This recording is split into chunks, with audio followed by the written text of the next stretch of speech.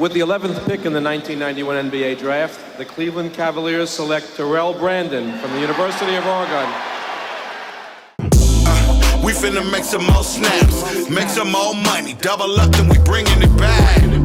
Then we gon' get some more racks, flip a couple more packs, and we gon' add it to the stash. Get your money, get your money, get your money straight.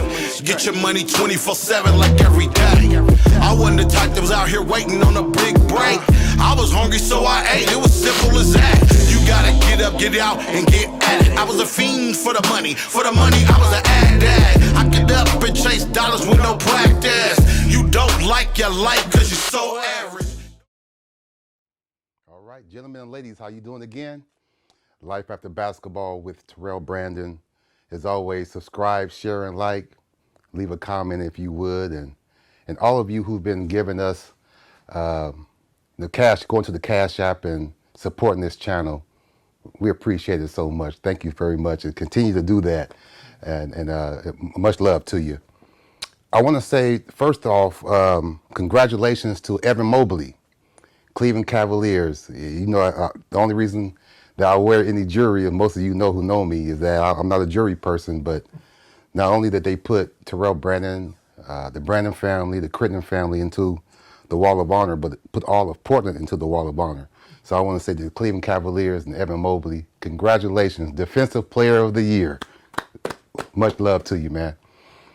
This content is going to be so great. One of the most mild-mannered,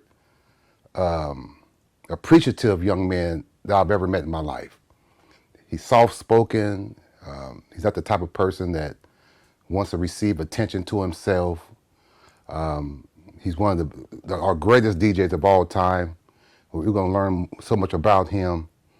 But his spirit, you're going to feel his spirit. It's contagious. And he go by DJ Fatboy, but I know him as Jules Pena. And this is going to be great. The one and only DJ Fatboy right here live, Life After Basketball with Terrell Brandon. So once again, subscribe, share, and like. Enjoy the song of the episode. And we'll be right back, all Portland, man. Terrell Brandon, Life After Basketball with Terrell Brandon. Let's get it. Here's a little story about a real nigga. You ain't got no trap, I can't deal with you. Oh, you got big bags, bitch, I'm stuck with you. Put you on my wall, we got a family picture. Bitch, I'm tryna ball like I'm Scottie Pippen. Motherfucking adult boy in the kitchen. Damn, goddamn, I'm the man. Ooh, goddamn, I need a Zan. Slow this thing down like a yellow light. Bitch say she horn, I'm like, yeah, right. Bitch, show me the money like I'm Jerry Maguire. Twisted up the weed, goddamn, I need a lighter. Cause I don't roll shit. I'm a motherfucking OG whole pimp. I'ma chase the bag till I'm walking with a whole limp. I done broke my leg, still having fuck the fed. Free all my niggas out the system, still breaking laws. Still keep that 40 in my drawers. Free all my jaws. Baby J was fucking up the city, nigga. That's on my mom's, on my mom's. I can't get jiggy with no hoe, bitch. Is she a broke bitch? Nah, no, bitch. Wait, whoa, bitch. Back up. Another bitch fucking up. Back up, bitch. Another bitch I can't trust. Hey, bitch, where the fuck you going? What can I come to? Where the fuck we going? Oh, you ain't talking about a bag, well that sucks, bro. All that really leaves is fuck you. Bitch, who is you talking to? Fuck you and that bus that you been walking to. Just look both ways before you cross. Once again, Life After Basketball with Terrell Brandon. Appreciate you very much again. And we'll sit here with not my special guest, but our special guest. This young man, he don't jump on camera very often. He's a behind the scenes gentleman, soft-spoken, as you will see and hear. Don't try to bring any personal attention to themselves. But this young man right here, I got opportunity years ago to talk to him, not DJ Fatboy, but I want to talk to Jules. Absolutely. This young man helped me on my DJ along with Brian Bender and DJ Fitted. But I would call him up and help me with my equipment at the barbershop, man. Absolutely. The one and only DJ Fatboy. What's going on, brother? All right. Thank you so much. You're welcome. I appreciate it. Absolutely. Thank you guys for having me. You're welcome. You're more than welcome. Thanks for accepting. Absolutely. Something that I know you don't do. It's family. Thank you. Just family. Thank you. I want to get this out the way now because Gentlemen, ladies, you heard me call him DJ Fatboy, right? And for those of you who are not from the West Coast or Pacific Northwest, I would watch you walk up and down my barbershop every day. Yeah. And I would see you. And I said, Fatboy, what are you doing? And you said, man, I got to get this off of me, man. Yeah. You know, talk about that for individuals out there who are trying to lose weight or maintain losing weight. Now, I want to counteract that real quick. Yeah. For me, it was kind of a dark place for me because I thought I was good. I was only feeling or looking at the appearance of it. I wasn't thinking about the health part of it. And what made me make such a drastic change was when someone that I cared about asked me who was going to take care of my grandmother when I died. And that was the one that really talked to me, where that conversation was Monday. By Tuesday, I'm getting shakes, I'm getting meal plans, I'm getting a fitness regimen, I'm finding a gym that's nearby so I have no excuses to miss it because it's too far, and start looking for people that were like-minded that could be in the same position that I'm in to, gain knowledge from, or someone who's been in my position. Wow. And I just made that change the next day and never looked back. Wow. And hopefully this is an inspiration to a lot of individuals who have the desire of, it takes a lot of discipline. Did you change, not only that, but did you change your diet? Did you change, how you was working out? What exactly did you do? Absolutely. That was the thing, is it's all trial and error. Mm. And that's why, me personally, I don't respect the quick fixes, like perhaps a keto diet or something like that, because you don't learn the discipline of knowing how to eat vegetables, knowing what vegetables bring to your body in strength, different kinds of meats, staying off of red meats. These were all things that I had to go through because everybody knew me as the Burger Man. That was my whole get down, was, I got Wimpy tattooed on me. Do you really? Burgers over Beezy's. And so, Wimpy was my dude. Oh, wow. Okay. And so, like, Maniac could tell you, any city we'd go to, a burger. It could be 4 a.m. after a show in Spokane, Washington. I'm eating a triple burger knowing we got a 6-hour ride back to Portland. Wow. And I just couldn't live that way no more. Mm-hmm. I had to start thinking about my future. And I've learned these are some of my happiest moments. And what I learned during that process was something that I can apply to everyday life skills. Yeah. And so it's been a blessing. Wow. And I know you've been a great inspiration to a lot of other people who've been knowing you for years. Yeah. Have they looked at you and said, Jules, man, why don't, man, I need to try to do the same thing you doing, man. What's up with you?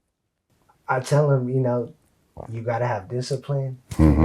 Stop drinking if you can, if that's something that you do, because all that sugar and liquor will easily creep up on you. And then also with liquor, you're more able to make bad decisions as far as finding good food. And, the availability after the club or something aren't the healthiest. And so you got to just find a happy medium. I feel like that's the trick, is finding balance with it all. You don't want to be the person having to weigh up every little nut and grain of rice, because that's not fun. You don't want to invite someone like that out to eat. Yeah. And so, you just got to find balance within life. That's what's up. I hope you enjoy it. Once again, I can never say it enough, man. DJ Fatboy, having him here, I hope you can even feel the enthusiasm in my voice, because this may not happen ever again. So bear with me. And you talk about being on the road. And a lot of times when you're, okay, I got a question. Yeah. Is there ever a such thing as, artists are competitive. Mm-hmm. I'm better than you, or, ooh, that 16 was tight, I got to knock that out. That's how Coolness got a hold of me. See what I'm saying? It's from DJ battles and getting my name out. That's how I got my name out to be discovered, was going through those DJ battles, like in the movie Juice, where you got turntables over here set up, you got turntables over here set up, and you're battling the person in front of you. So that existed in your world too? Oh yeah. that's how I started, was with local DJ battles and the Guitar Center spinoffs that they used to do in the early 2000s. When I was going there, I self-taught myself how to DJ. And so once I was going to Guitar Center, I would find, different musicians and find other DJs. And that's when I would be able to find out about competitions. I didn't even know rappers in Portland existed at this time. I was completely blinded what DJing really was. I just knew I liked the sound of scratching. And I felt like that was something I can do and throw my own little twist on it. And sure enough, my first DJ battle was at the convention center. It was called Hip Hop Tonight. And the host announced me as DJ Fat Ass. And I was 13 years old with my grandmother at this battle. And I don't know anybody from a can of paint, because nobody at this time is doing this at school where I'm at in Southeast Portland. And I got up there, I did my set, and got booed. And so I sat there and was like confused. I wasn't upset, I was just confused. And so I knew at that time when I was packing up my gear that I can either stay and watch and see who the winner is, or I could just go home and be like, oh, they're haters, they don't even know what good DJing is. And sure enough, after watching, the first place winner, I understood that I needed to go home and practice. And so that was my first stepping stone of being humbled, because when you're around a bunch of people that are yes people, and that's all they really know is you DJing, of course they're gonna say you're good. And that's when I had to branch out and figure it out. It may have been the hard way to some people, but it's what built me into who I am today, and having that competition in me. Yeah, and that practice habits, man. How many hours of just trying to just go over and over again and Here's at Granny's house, it was from 8 in the morning when she would go to work, all the way until around 5 or 6 p.m. And then when she would come home and start working from home, I would just play in my headphones. But when she would come home from after work, she would make me play for her what I learned that day, because she allowed me to drop out of school the first quarter of my sophomore year of high school to pursue DJing as my life. Really? Wow. She believed in me. Oh, right on. And she's the one who bought me my first turntables when I was 12. And so when she allowed me to drop out, it was a gamble on her part, but she could see something in me that I may have not seen. And I just continued to learn as much as I could and put myself in positions, whether they were good or bad, I had to learn one way or another. And luckily for me, I've been very blessed to be surrounded by the people that I'm around and to grow with them. Yes. For them to see my growth. Wow. 12 or 13 years old. Yeah. Yeah. So, all the young men and young ladies out there who we talk about, you feel like you may have to be an adult or be a certain age to get into this. If your passion is doing hair at 10 years old, apply it. If your passion is being a DJ, Man, before I was 21, like my grandmother would drive me to go do a bar gig. We would have to sit in the car until it was time for me to go on stage. Either the bartender or the security guard would come out, get me.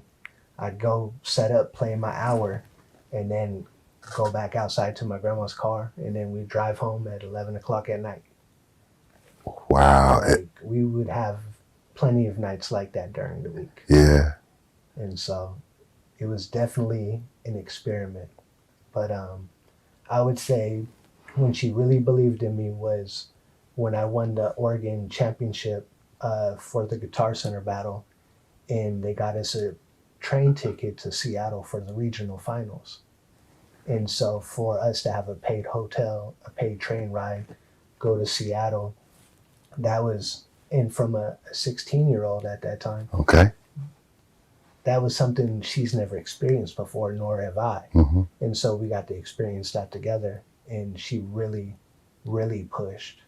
And the next big investment was needing a plane ticket to go with 40 overseas and with Kunuts. Kunut says like, hey, if you could get your plane ticket out there, everything else is covered, but this is a great opportunity. And after doing that gig with him, I was with him in Maniac for decades, till this day. Wow. And so a lot of people invest thousands, like, 5 on a minimum, to hundreds of thousands of dollars into their career. And I've been blessed to maybe say in my whole 25 years, maybe 10,000. Wow. At most. Wow, that's amazing. So I'm very fortunate to have the team that I have around me. Yes. And the support. Absolutely. And you've always been that way. So supportive. We'll talk about some things we did at the Whiskey Go-Go back in LA, but how did you and Cool Nuts even meet in the first place? Did he come to you? Did you Well, it started with me back when we used to have like AOL Instant Messenger and stuff on the internet. Okay. And I noticed that the Jus-Family website had an AOL email. And so I knew if I put that name into the chat, I could maybe talk to somebody. And sure enough, I've seen that the Kunut's name pop up, and I messaged him like, hey, what's up? I'm a DJ, what's good? Just ignorant, young, don't know how to talk to people really. And he was all like, what's up? Did you buy my CD?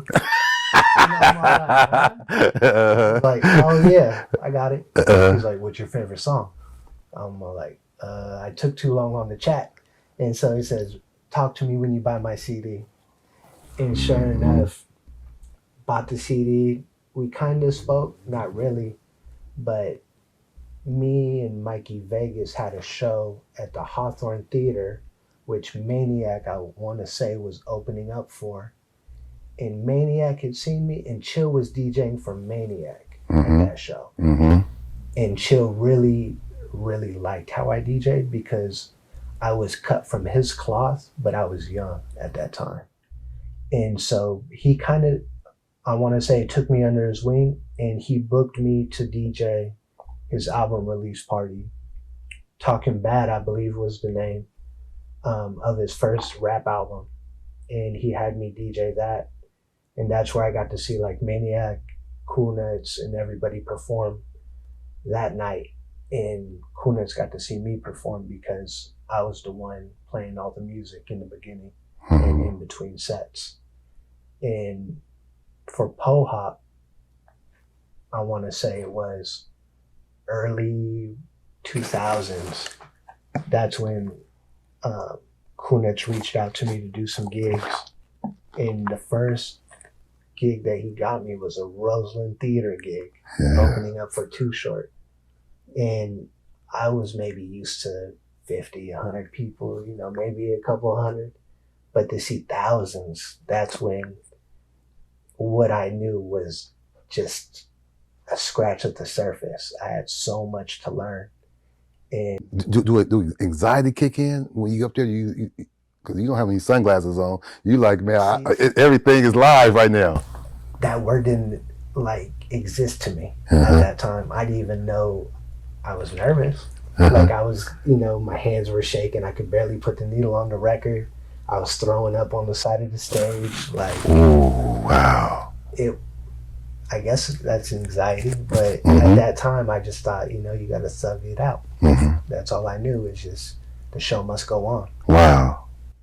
But, man, what is it like though, Fatboy, for those of us who don't know this, that because you're real, you walk quiet, you talk quiet, you're real laid back. Yeah. And then there are some DJs that's going, there he is, there he is, there he is. And then you get up confidently and rip it. They like, I told you.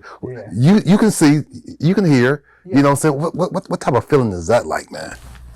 It's a great feeling because it shows that all the practice and the hard work and all the risk taking was worth it.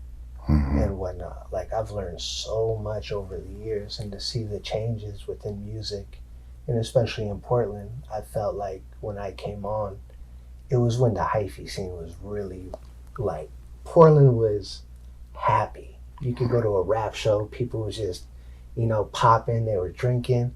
There was never really no shootings. There might have been a couple scuffles or something, but the main objective was just to not leave home empty-handed. That was the only objective. Other than that, we were partying, smiling, having a great time. The music was good. We got to dress in big-ass baggy T-shirts and, wear big-ass sunglasses. Like, it was just a time in Portland to me that still gets me excited to think about it, because I'm sure a lot of people's moments, those were some of their best. Yeah.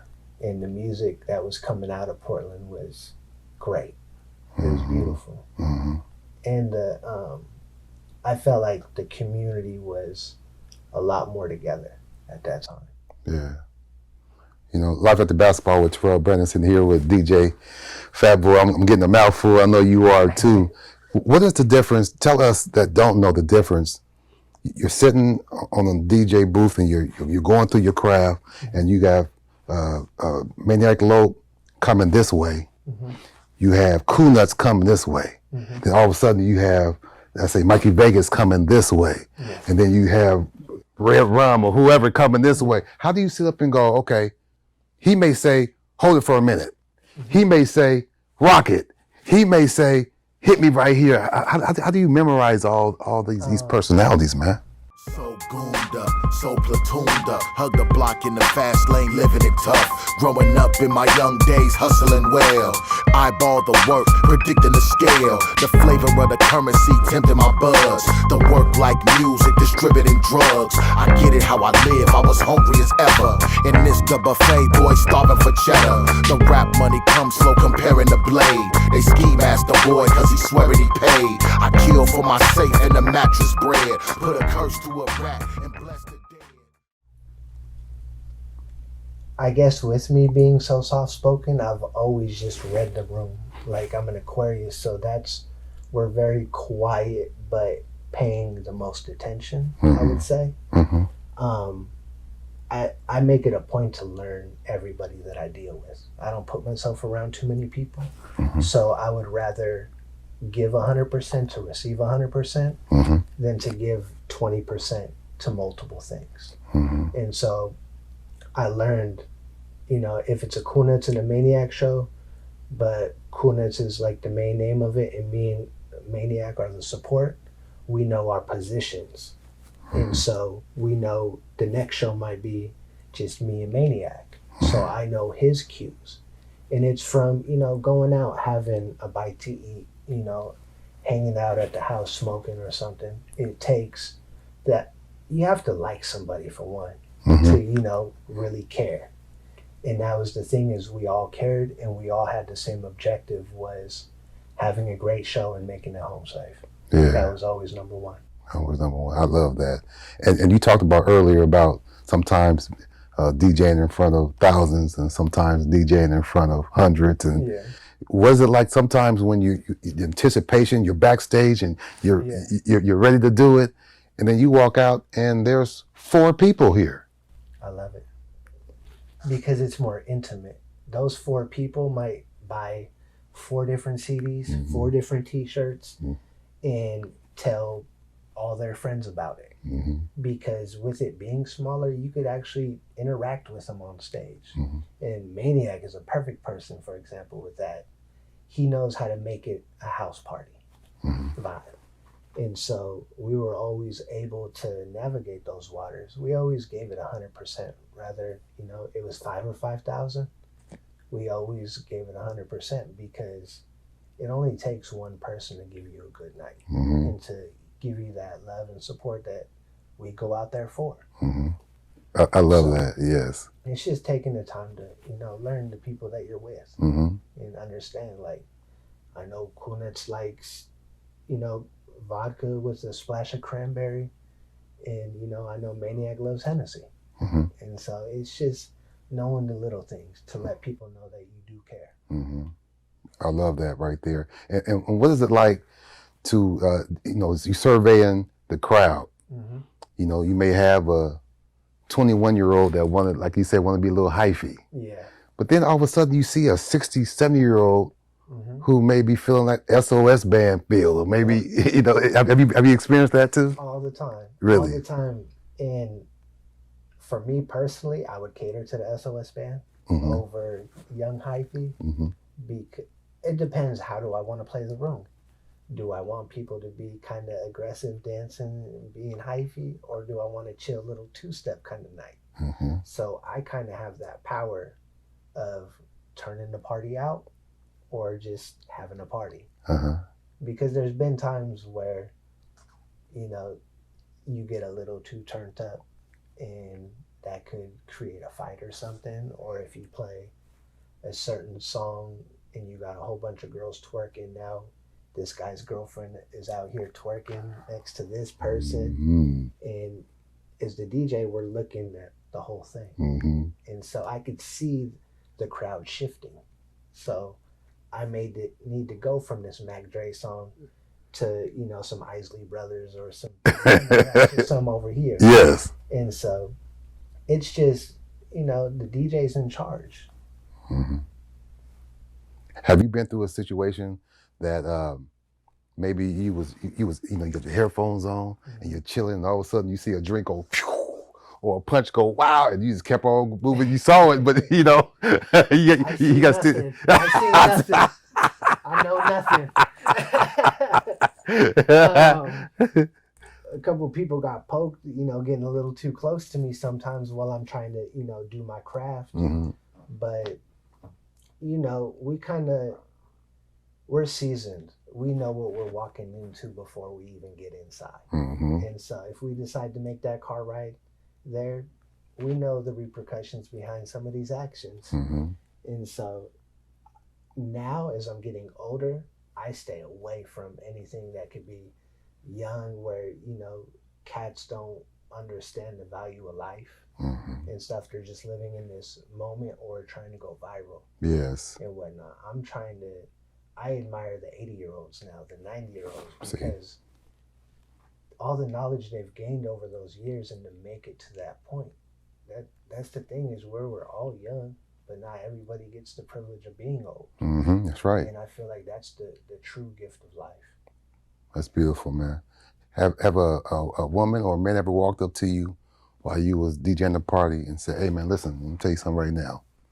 If you play another cut, I'm trying to go to the restroom. I'm trying to get me a drink, man. But every time you play another cut, I gotta stay on the dance floor." You ever been through that? Oh yeah. And you know, that's when what us DJs would call you're in your pocket, like where everything is just flowing. Everybody is on the same wavelength, and it's just a beautiful night where you can even kind of experiment to really test them to see how much music they know. Wow. Because of course it's easy to dance to what we're familiar with, but to dance with a song that's still great, but they may have not heard. It may have been on the B-side of the SOS band. It might not be the finest or something. It could be something totally different, but still great. Wow. But those are some of the greatest compliments you can give a DJ. I bet. And how do you know, Fatboy, when to transition, like, you know, in between the beat? Do you look at the crowd and go, and then you just, you know, because what you teach me, the BPM? Yeah, what? beats per minute. There it is. Yes. See, I'll be listening, ladies and gentlemen. I'll be listening now. He knows how to DJ. He's top by one. Absolutely. Absolutely. One. DJ Fatboy right here, Life After Basketball with Terrell Brandon. And I want to ask you, you know, what is it like when you're playing the cut and you're looking around, but you want to transform into another song with those BPMs that you taught me right there? You know what I'm saying? How do you even, you know, do you go by the same BPMs, or do you look at the crowd, or both? Usually I want to try to stay within the BPM that I'm playing in. Of course, I could go from, say, my left deck is playing 108 BPMs, excuse me. And my right deck is playing 113. We have our pitch adjusters up here or on the side, depending on what you have. Yes. You can adjust this 108 to like maybe 110, and bring this 113 down to 110, and then make your mix. I would always mix on the hook. I feel like that's pretty basic, or what most DJs will do is mix during the hook. But if I can, I like to find a break in the song. You know, I come from listening to 70s music, 80s music, to where they had a break beat in the song or just a small bridge that would be the best part of the song, and repeat, you know, some of that, or loop that part and mix in a guitar riff from another song and make it blend in. Yeah. And so it's really how much you want to be creative with it. You could fade in and fade out if you like, but I work too hard for that shit. Yeah, there you go. There you go. Have you ever been somewhere and you're playing your cuts, and then somebody come up to you and say, "Do you have any Guns N' Roses? Do you have any man. like Hall & Oates?" I do have them. Uh-huh. Both of them. And then you play them, and they both be like, "Oh, I can't believe you have." Do you ever like? If they got some dough and it won't mess up the vibe, Okay. because I also have to think from a business perspective of these people booked me for a 70s and 80s, you know, disco funk night. So for me to play this Guns N' Roses, I could potentially lose getting another gig from these people. And so, yeah, you might get that $100, but this gig's paying me $500, and it might be an every month type thing. So you gotta, you know, battle, you know, which decision. You want that quick, easy money, or you want that other money Which is consistent. in longevity. Yeah. And so I feel like that's why I've lasted as long as I am, or have, is from understanding my position. I always like to think of myself as the Dennis Rodman of DJs, because he was always my favorite basketball player growing up. And being different but still making an impact as a team. And so I've always felt that was my position, was being a great role player. Wow. That's a great example too, because I played against Dennis Rodman with Detroit and Chicago, and he was definitely one of those great role players that was an MVP type of player, but a different way. You know, Life After Basketball with Terrell Brandon, sitting here with my man DJ Fatboy, and now that I want to go back to your weight loss real quick, because I was telling Maniac, I said I felt uncomfortable calling him DJ Fatboy because he done lost all that weight. Have you ever thought about changing your name, or you just gonna keep it? Nah, the name carries too much weight.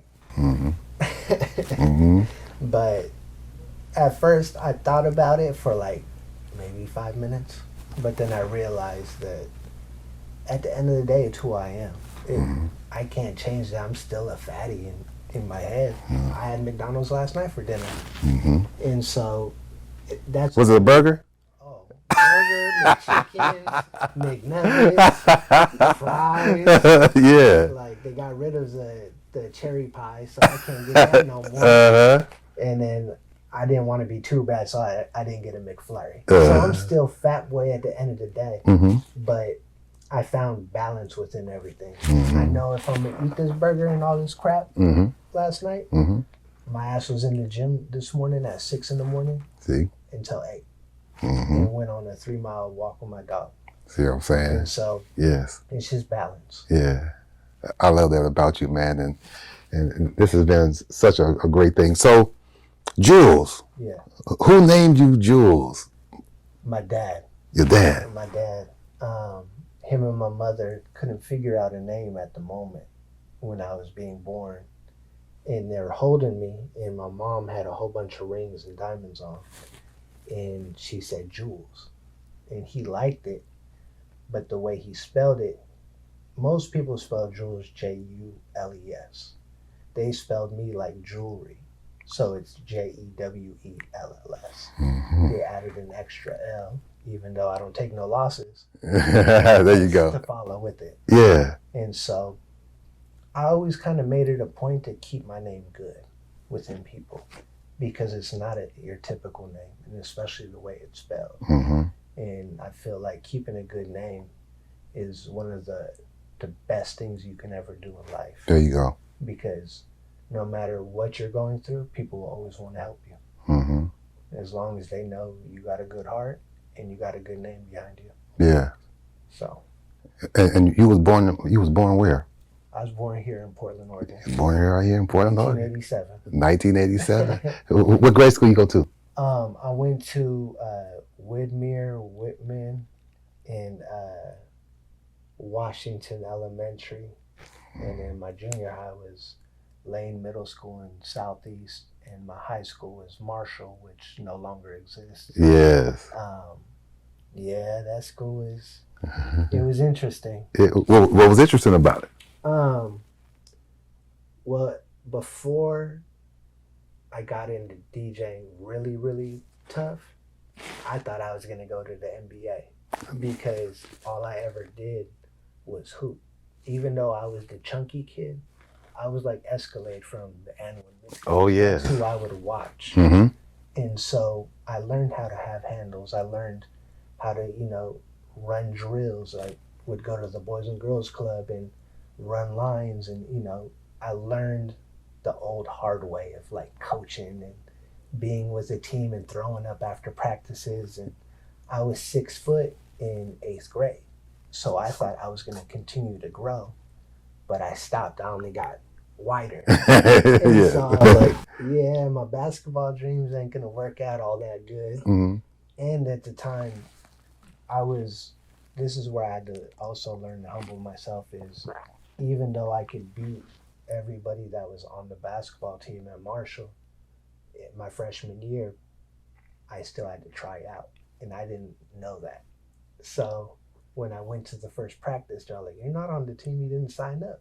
And I was confused, like, really, I had to sign up for this? And so that shattered my basketball dreams. I was Wow. like, man, fuck it. I'm going to get into DJing, Mhm. give this 100%, and I'm not going to go to this school no more because I don't want to be around y'all. Is that how it And happened? so Wow. I just went from Southeast, Mm-hmm. and, issues at the house weren't the greatest. And so I was kind of already leaning towards going towards my grandmother's at that time. Yes. It was just more so like this was that push that I needed. And again, I could have looked at it and been depressed, I guess, about it. Absolutely. But you live and you learn. Yeah. I probably would have rolled my ankle my college year of basketball, maybe. You never know. And never would have got to travel the world from DJing. Yeah. So, Did you grow up on the vinyl first? yes. So you grew up on the vinyl, then all of a sudden technology transforms and now you can throw a CD in and scratch the CD without scratching the CD. Yeah. It's crazy. What kind of transition was that, DJ? I was a little bit behind it because at that time it was so expensive. And so my very first DJ setup, my turntables were $200 each and my mixer was like $100. And then once I exceeded that equipment and I needed more, that's when I upgraded to the $1,000 turntables and the $2,000 mixer. But then once the CDJs started coming out, they were just an automatic 2 racks. Uh-huh. I was like, I ain't got that kind of money. Mm-hmm. But what we would do to make up for that, because we were on vinyl and Serato wasn't created yet, Mm-hmm. we would burn our songs that we would perform on a CDR, and we would get an RCA to headphone jack, plug that into the right side of our mixer, play the CD with their song while we had our vinyl over here and would scratch. And so we would still be able to turn down the volume on the little compact disc player. Huh. And, do a little bit of, filters and whatnot Mm-hmm. to transition. But that's how we used to have to play an artist song back in the day before a CDJ was even available. So you have to play it continuously. You can't really stop it too many times, Yeah, right? you can pause it. You can pause it. Okay. Yeah. You can still pause it. Okay. But technology is just, I've always kind of been about 5 years behind it, I would say. Like I recently got into controllers in the last 3 to 4 years. Mm-hmm. And I see the benefits of everything. The blessing of growing up with vinyl is you just know the basics. You can only do so much with vinyl because as soon as that that needle moves, Yes. it's a whole different song. Uh-huh. It's not like you could sit there and slam your hand on the table and still play the same song. Yes. There's been moments where I was playing 40s music and the bass was hitting so hard that the needle skipped, and we were performing Tell Me When to Go. So we had just started the song. He was getting into it maybe 20, 30 seconds. The CD or the record skipped on the needle, went to the end of the song. Oh, no. He looked back and gave me the craziest look I ever seen. And I just knew in my stomach, like, this ain't gonna be good. Mm-hmm. But he knows, you know, again, I have a good heart. It wasn't nothing intentional. It was an accident. Yes. But I still had to learn from that situation. What can we do to avoid this from happening the next time? Mm-hmm. Do we need to have the songs on a phone? Do we need to have them on a CD drive? What other options can we have to avoid this from happening the next time? Mm-hmm. So it was always a learning process. Wow. And, you know, as a point guard, I got a lot of looks, too, when I messed up. So, how many looks have you got over the years? Enough to learn what not to do the next time. Perfect answer. It only takes one time for Yeah. me to learn. Mm-hmm. I don't have to sit there and fall 5 or 6 times before I finally get it. Nice. So. And did you have a penny on top of or a dime on top of your vinyl? On top of the needle? On top of the needle, yeah. We would use those for weights, basically, mm-hmm. To keep the needle, you know, at a nice level. Mm-hmm. So yeah, I'm definitely up on the whole trick of putting a penny or a nickel up there. That's tight, man. You know, I called you up years ago and wanted you, along with Cool Nuts and Maniac Loke and Dre Steves. And I said, man, I want you to go. We're going to have a show at Sugar Free. Shout out to you, Sugar Free, my boy DeWine. And I said, man, we're going to do something at the Whiskey Go-Go. Yeah. And your response was so cool. You was like, okay, when you want to do it? Yeah. And I appreciate that so much, man. We had a good time in LA. Oh, man. And the funniest thing, too, is Sugar Free is probably my favorite rapper ever. And we've done shows together, but I never got to meet him still. And so that's always been crazy for me because I've met almost everybody I'd want to meet except Sugar Free. Yeah. But that show was a great night. Like, Maniac killed it, Dre killed it, Nuts killed it. Yeah. Like, you did a great job putting that together. Thank you. You know, it was just a beautiful moment. We all got to hang out at the hotel. Yes. You know, just kick it. Yes. It wasn't about, you know, who had the most or who was doing the most. Everybody was on the same playing field. Absolutely. We're going to be right back. Live at the basketball with Terrell Brandon. We'll be right back. Point if you rocking with us. So drunk, put your motherfucking hands up. So drunk. Come on, so drunk. Come on, y'all. Drunk. Come on, let's go. So drunk off these spaceships. What? So drunk off these hoes. Get your bread right. Get your ears up. Hit rock with our soul. Bringing man's around man's up. Come on. Come on. Say yeah. Say yeah. Say rock that shit. Come on. Say rock that shit. We love you, motherfucker. Hello, Miss Jenkins. I just walked out the house. A mile I'm walking out. She said, my daughter's something else. I said, she ain't shit. She said, now wait a minute. You just can't be talking to me. That's my child you talking about. Hold on, Miss Johnson. Bitch, come here. You done lost your motherfucking mind. Bitch, come here.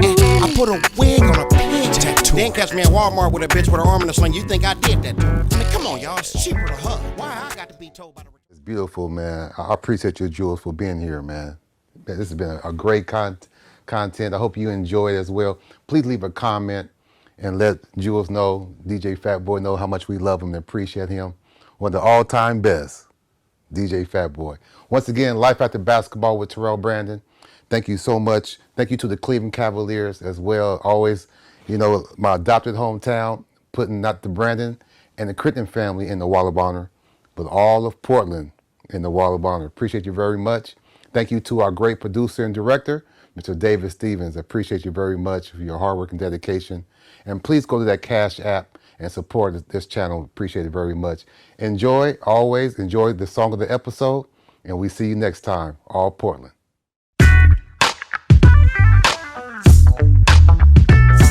Yeah, breathe with us. TB, Maniac, Mr. X to the you know me, steady.